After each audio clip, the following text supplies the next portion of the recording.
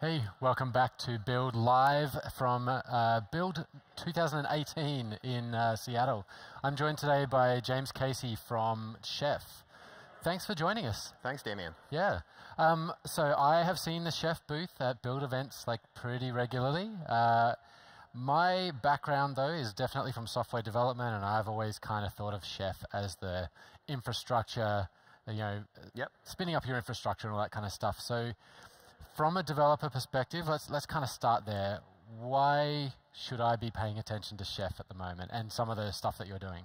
Yeah, I think at Chef we've really changed our viewpoint over the last 2 years. You know, we're an open source company, we're 10 years old, we came from that, born in the cloud infrastructure management. How do you quickly spin up infrastructure? And it was really targeted at operators. Yep. But we sort of part of that early DevOps movement, and I was talking to Larry Lampkin from the VSTS team this morning and around their concept of DevOps, and they would say they approach DevOps from the developer. And I would say we approach DevOps from the operations side. Yes, and what's happening is that these two sets of people are meeting together. Yeah. Yep. So one of the things we've done at Chef over the last 2 years is look at all the lessons we learned about automating your infrastructure. And as we move to a more cloud native world, how do we give those direct to the developer? Because often there's no operations person between the developer and the application and the running infrastructure anymore. Yeah, and really as a developer, it's not acceptable to not understand what your application is doing anymore. Sure. Like, they're gone are the days where as a dev I can write my code, build it, and then throw it over the wall with a Word document full of instructions on how I think you should deploy it. Right? I need to know a little bit more about what's happening, what infrastructure is required, at least at a high level, and then how to put that thing together, right? Well, as well, like as you look at sort of everything being deployed to Azure, the infrastructure disappears for many developers as well. They don't even see it. They don't need to know about what infrastructure is running. They don't think in terms of VMs anymore. They don't think even, I have my application. The application's a unit of deployment, which is really changing the way that the tools have to be built for developers. Yeah, especially with this cloud world, right? Yeah. Cloud native applications. Yeah. Our VMs kind of abstracted away the bare metal, and the Docker abstracted away the virtual machine, and then now we have cloud native, which kind of abstracts away the underlying infrastructure. It's just your code. Yeah. Yeah. So Habitat is the product or the project that is focused more at developers? Yeah, so Chef has expanded past just what was Chef. So Chef is really infrastructure automation. Over the last 2 years, we looked at how do we take those ideas and bring them to new areas that enterprises are having problems with. The first was around compliance, and we developed a project called InSpec, which was really compliance as code. Okay. And this helped bring together some of the operations and security teams together. And then the other project was Habitat, and it's really around application automation. Okay. What we see is that there's this sort of fundamental shift. When we started, when we started, developers thought about infrastructure. They thought about infrastructure-centric operations. They didn't think so much around their application. Yeah. So they thought about servers and they thought about configuration, the world of configuration management. And now we've turned into this world where the unit of value that a developer thinks about is an application. And what they do is they deploy their application. And it all sort of magically works in the cloud behind all of that. Yeah. So while this seems like very simple, there's a whole set of new problems. So if you take containers, a Docker file makes it easier to build your software and a Docker container to package it up. But now you're running maybe 10 times as many because you've moved to microservices. So you've sort of moved some of that problem around. Yeah. And what Habitat was take all of our experience around how do we run infrastructure, how do we automate an enterprise, and apply that to developer tools. Right. So a lot of these learnings came from Chef for infrastructure being applied to developers. How does this differ from your more traditional kind of pipeline software where it's orchestrating do this, then do this, then do this kind of work? One of the things that we really realized when developing Chef was to make your application as autonomous as possible. So this kind of idea of actors, or the application itself is the one that understands how it works. It understands what its boundary to the outside system is. Many of the problems we often saw in DevOps was a developer writes some code, and then they hand it to somebody to package it, and they hand it to somebody to deploy it. And each one of those people has a slightly different understanding of how it works. Yeah. And by the time you deploy it, it's not deployed in the way the developer originally thought, and there's a bug in production which didn't look like development, and you run into problems. And especially like the environments are different. It doesn't matter how much we think that dev and test and staging are the same as production. Right, always they're really not. There's always a difference, yeah. So one of the key concepts of Habitat is that the automation travels with the application. Right. The developer understands how to start his service and how to restart his service and how to reconfigure it. So why shouldn't you package all of that inside the application artifact as well? Right. So all the behaviors that the application's going to have at runtime, express them at build time. So now you can test them exactly as the developer expected them to be run across all those environments and reduce a common cause of problems. Right, and this is kind of the promise of containers and things like that, right? We have the container, and it should be the same container that is going to be in production, right? So this kind of takes that a little bit further, and it's the same set of resources and same entire environment. So what it assumes is maybe a container is your unit of deployment, but your application is what you operate on. So like, how does that application, take a great example, take a database where you've got a leader and a follower. Yes, So what you want, the developer knows of the database knows how those two join together and how they negotiate who's the leader, who's the follower. They know how to split, they know how one fails, how to do failover. So why not let the developer express at the time they build the package how that's all going to work?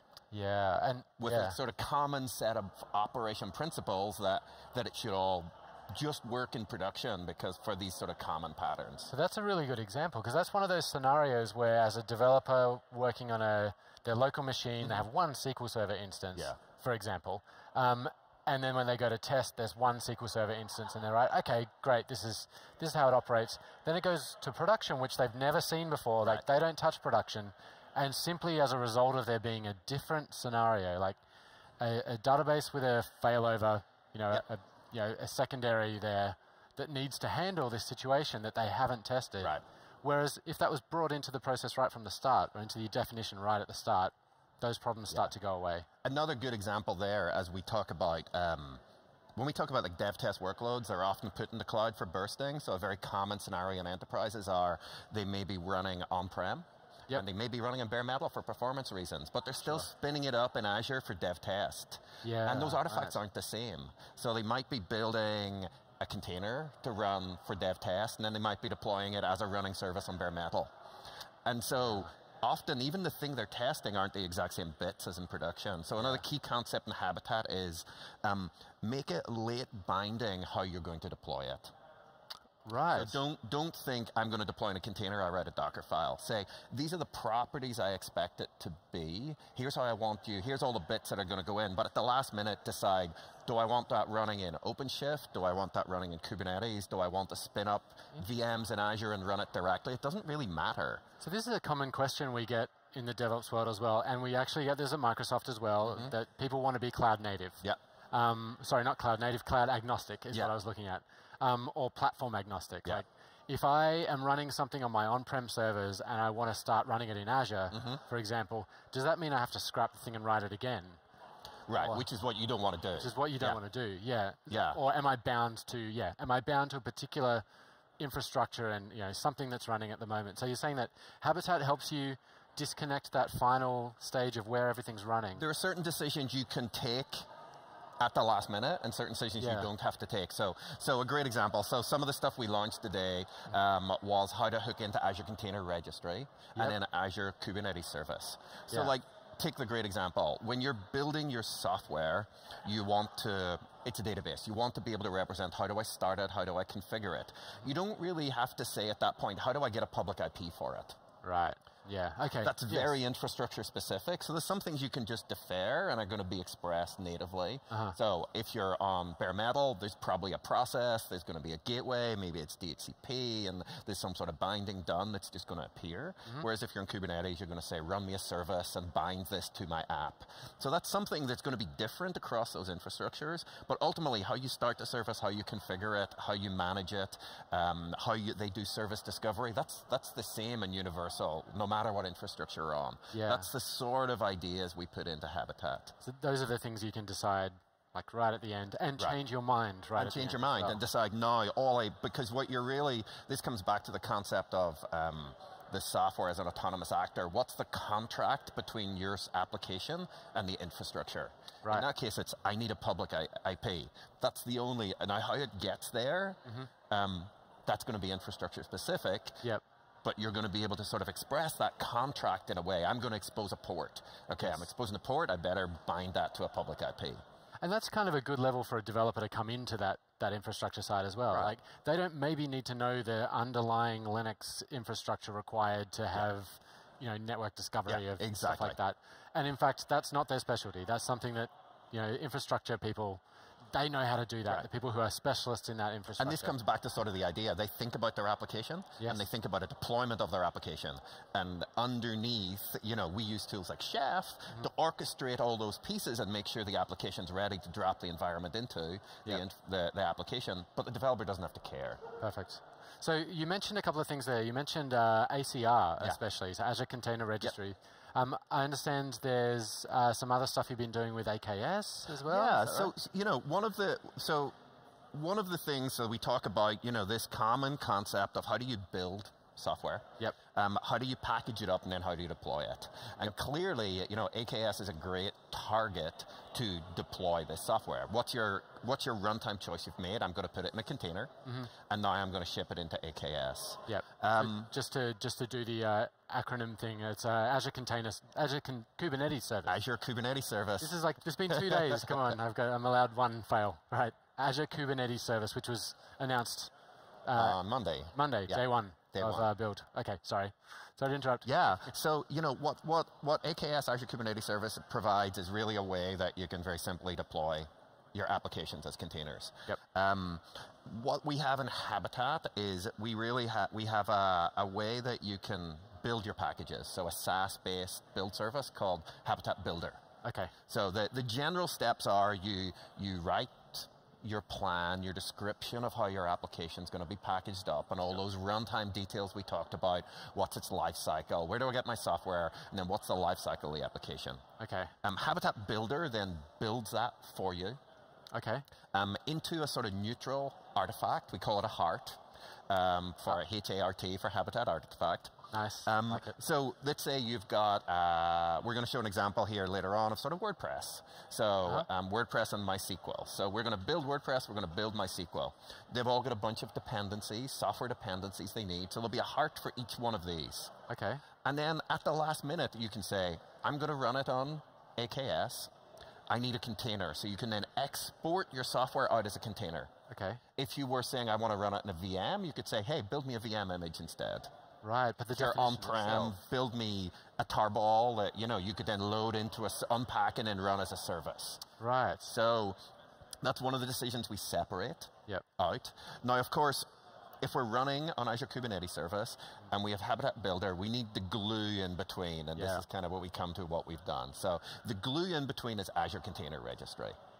So Azure Container Registry is a private Docker registry running on Azure that you can connect to Azure Kubernetes Service to load the packages you want to run there. So Azure Container Registry is the last piece in the chain between you as a software developer checking your code into Git, Habitat Builder picking that up and building it, pushing it to Azure Container Registry, and then your Azure Kubernetes Service pulling it out of Azure Container Registry and starting your application. And all of this is managed for you. GitHub is SaaS, Habitat Builder is SaaS, ACR is a managed service, AKS is managed Kubernetes. So when we go back to your point about like infrastructure and Chef, here's an entire flow where you as a developer are managing no infrastructure whatsoever and just focusing on your application. And this is a lot more cloud native than what you would have originally like Right. done back in the day. Right. Yeah. And this works with Chef. So, you know, the common thing is for an enterprise who still have a fleet on premise, and they say, well, we still want to work this way. Well, Chef's going to be the thing that bootstraps a Kubernetes cluster for you. Yeah. And then but that's an infrastructure concern, and your application developer is going to come over the top and have this really nice cloud native workflow for how they actually put their packages out there.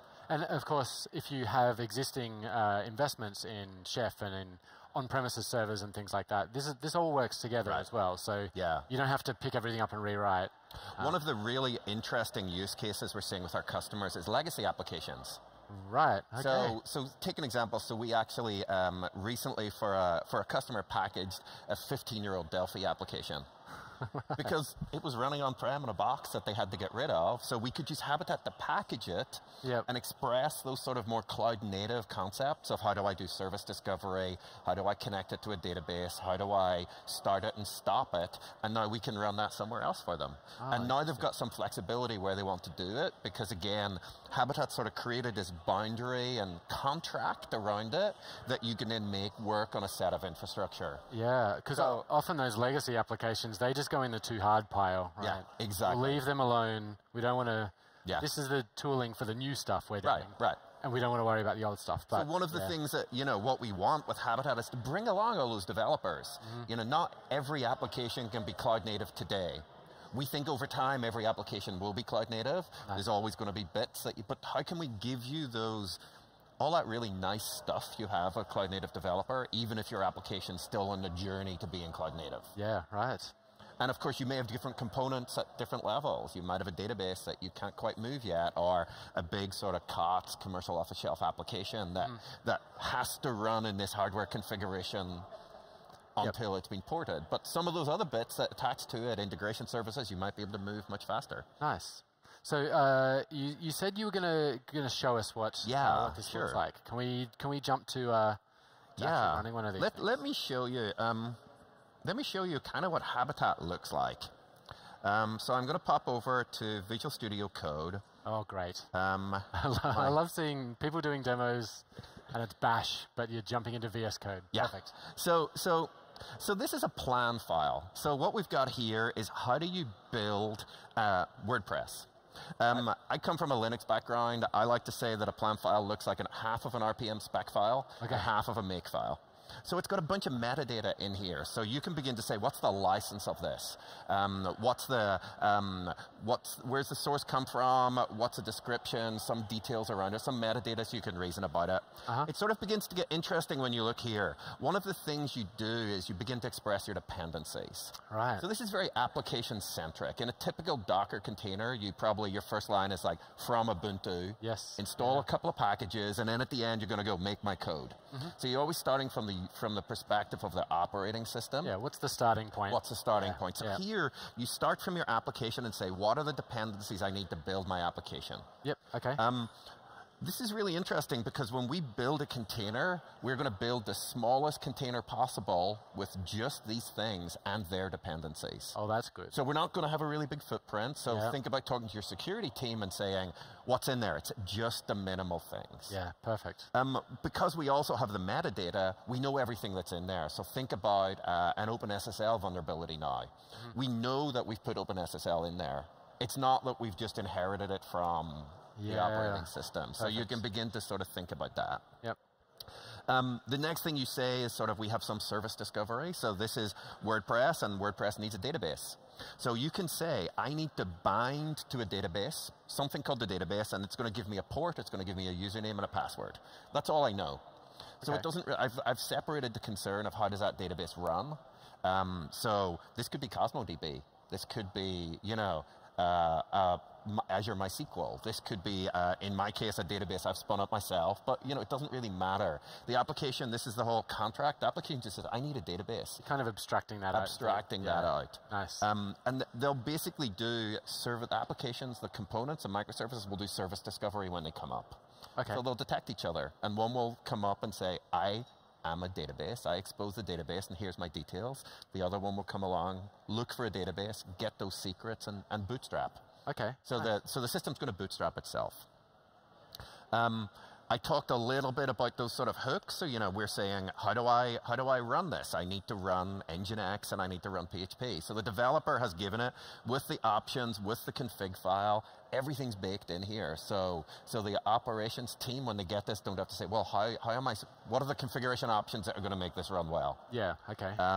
And the developer is able to sort of express out a minimal subset of that configuration. So what they're saying here is you can change what port it might listen on, pretty common. You can change some of the keep alives and how many worker processes. So the developer's already thinking ahead and saying in a production environment, you're going to scale it a bit differently. Let's expose the knobs for the SRE team to change things at runtime, but they don't have to dive into 1,000 options. Sure. So in this case as well, it looks like it's specific to Nginx. Right. So in this case, we're not abstracting that away as you still know what you've got. I mean, it's still WordPress running on Nginx. Like the developer still has to know how they're running it in that sense. Okay, perfect. Yeah. So that's the code. How does this work? So let's jump across, and I'm going to jump across to Habitat. So this is the Habitat build service. And the way that the Habitat build service works is that you take these plans that you've got, and you connect them from the GitHub repo, and you attach them into essentially a continuous delivery system. Okay. So any change that happens on master, it's going to rebuild it. Okay. So we can actually see our WordPress here. You can again see here a lot of that metadata that we exposed. You can see the flags that were used to build it. You can see the plan. The really interesting thing at the bottom, I talked about those dependencies. What you can see here is every single bit of software with its version and when it was built that's going to go into the container that we're going to build. That's very handy. So, and this is all exposed at runtime. So you can go to your infrastructure and say, I have an OpenSSL vulnerability. Tell me the version of OpenSSL across all my containers. Wow, at runtime. That is, from a security point of view, that's amazing. Habitat has another nice feature that goes with this. I'll show you in another package. This actually hit me completely by surprise a while back. I have another demo application called National Parks. And this is a Java and MongoDB application. Okay. And so, here I'm giving my demo and I'm updating the version and I'm rebuilding it every time. And I was going, why did this rebuild 7 times? I didn't build 7 versions. And when I went back to the team, it turned out that they had found vulnerabilities in packages that I depended on. So Habitat Builder will automatically rebuild your application for you if it detects a change in one of your dependencies. And it'll automatically test it, and it'll make it ready for you to trial a deployment. I see, right. So think of as a developer, you come in the morning, and you've heard on the news there's a big vulnerability. You don't have to think, how do I rebuild it? What do I do? You kind of go to Habitat and go, oh, the package is already being built. And what we have here is we have a concept of channel. So we automatically build things into an unstable channel. Simply by going promote to stable, you can roll it out. Or promote to dev, promote it to my test environment. And then the actual rolling it out is done is done via channels, essentially. So think about each of your stages in your pipeline from dev, test through to production. It's going to be a separate channel. So you're going to move the exact same artifact. You're not rebuilding. You're just moving the artifact between different channels. Perfect. And it's going to pull it. Nice. Okay. So where we left off was sort of we had our WordPress application. One of the things we can do here is we can decide in our plan where we're going to publish it to. Okay. And if we go and have a look at this plan, so here's the repository I'm pulling from GitHub from my Azure Habitat examples. It's a public package, so it's going to be here. This is the plan file that we just looked at, so it'll automatically detect the plan file and say, I see a plan file. Is that the one you want to build? Sure. And then I can export it to somewhere. And what I've done is I've created a Habitat registry in ACR. Oh, right. So this is just an Azure Container Registry. So this is an Azure Container Registry that I've built, that I've configured, and I've set up my Azure Kubernetes service to be able to pull packages from it. So set up the service principals so that they automatically trust each other and it can pull it. Right. So when you push a new package, AKS will just pull it. And exactly. Nice. So every time we rebuild, it's going to get pushed through and land in ACR now. Okay. And then be available for AKS to pull in. Right. So we can pop over to the Azure portal and we'll see exactly how our network's doing here. This is the conference Wi-Fi. This is the conference Wi-Fi. Which with 6,000 people is sometimes... Has been holding up remarkably well. It has been, actually, yeah. I've been running demos on it all day. So what we have here is I have my Kubernetes service here. Yep. I have my container registry as well. And if we go and look in repositories, this is going to show me everything that's been pushed. So what we can see here is our WordPress and MySQL getting pushed across here. Yep. The other demo I talked about, the national parks, also getting pushed across. So, and then my AKS cluster is hooked up to pull these across. Right. And this is sort of one of those late binding decisions. So everything we did here was Habitat. What we now can do is write a Kubernetes deployment that then deploys that onto AKS, pulling it from Azure Container Registry. Right. So this is, again, when we think back to what are those very late binding things. So we talked about passwords. One of the things we have to do from MySQL is set the username and password. Yes. So we can do that. Habitat has a way that you can provide a runtime configuration, and we're injecting that via Kubernetes secret. So because we're in Kubernetes, we're using Kubernetes secrets to inject those into the MySQL container. And this is done at the end. And this is done at the end, last minute. Yeah. So we have that secret. And then we have, again, so this is just a standard Kubernetes configuration file, where we're going to push in the latest version of that MySQL package. Perfect. And we're going to show the latest version of that WordPress package as well. Okay. And then we talked about public IPs a bit before. So again, that's now a concern for Kubernetes. So Kubernetes is going to create a load balancer for us, where it's going to expose port 80 to the public and bind that to our application. So the developer just knew that their application needed an open port to connect to. Didn't really care what went from, and now when you're really deploying to AKS. Yeah, so under the covers, they don't really need to know what's happening with that ultimate thing. So, so it's pretty simple. So we can basically, and then we're just using standard Kubernetes tools here. Yeah. So we're just doing deploy -f, and we're doing deploy WordPress. Oh. And jumping between tools all day. I know what you mean. So this is taking that, you've done a kube control deploy, so native kube control can... So this is, again, so again, like, I think what's really interesting here is from the command line, it's all a very native experience. We used AZ to set everything up. We used kubectl to control Kubernetes. We used the hab to build our packages, and then this is going to deploy it out. Right, nice. And then once it's deployed, you just... And then once it's deployed, what we're going to see, again, we're just using the Kubernetes terminal. We can do it from the command line, but what we're going to see here is our WordPress application sort of beginning to be deployed out across the cluster and available. So we're live, so we're ending shorting on time. So where can people find more about this? Like is Habitat, that's the start point? That is the start point. So habitat.sh is where you want to go and look at. Very nice. Habitat.sh is basically the place for all things Habitat.